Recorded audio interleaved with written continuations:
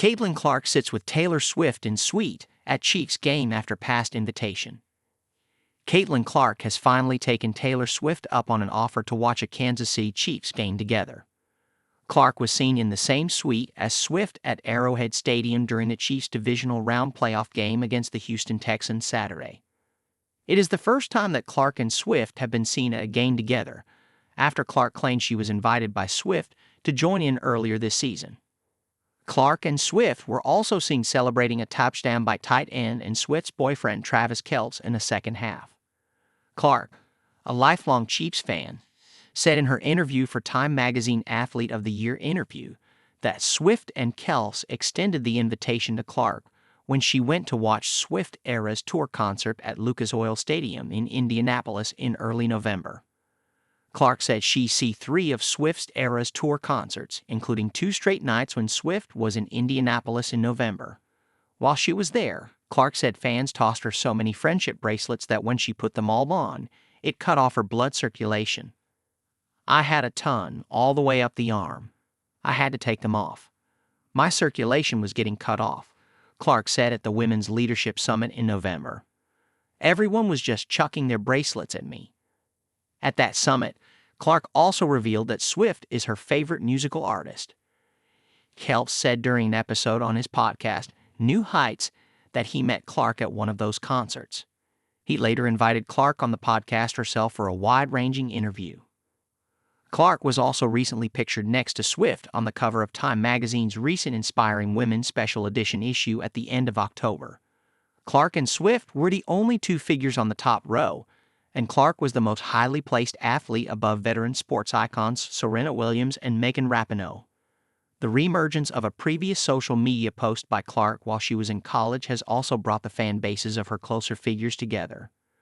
Taylor Swift welcome to the good side, Clark wrote September 24, 2023, in a post on X right after Swift went public with her relationship with Kelce in September 2023. An influx of interest in Clark by Swift fans occurred after a controversial podcast episode that was conducted by Clark's arch-rival Angel Reese in October.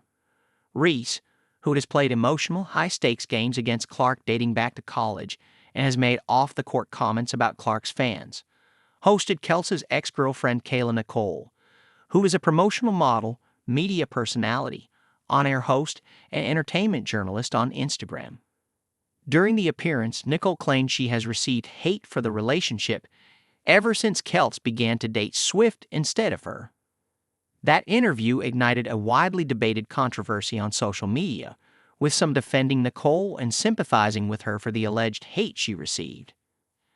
However, others, and many who openly identify as Swift fans, criticized Nicole and Reese for the interview. Many of those same Swift fans declared themselves fans of Clark in response to Reese's interview. Clark and Reese have one of the hottest rivalries in women's sports at the moment, as their respective fan bases have been passionately opposed to each other for over a year. Clark has also been linked to Swift's political beliefs. Earlier in Clark's rookie season, she liked Swift's Instagram post that announced the singer's endorsement of Kamala Harris on September 10. However, Clark did not endorse a candidate herself when asked about liking Swift's endorsement of Harris. Clark instead responded with a message about the importance of telling people to vote. I think for myself I have this amazing platform, she told reporters at an Indiana Fever Team press conference on September 11. So, I think the biggest thing would be is to encourage people to register to vote.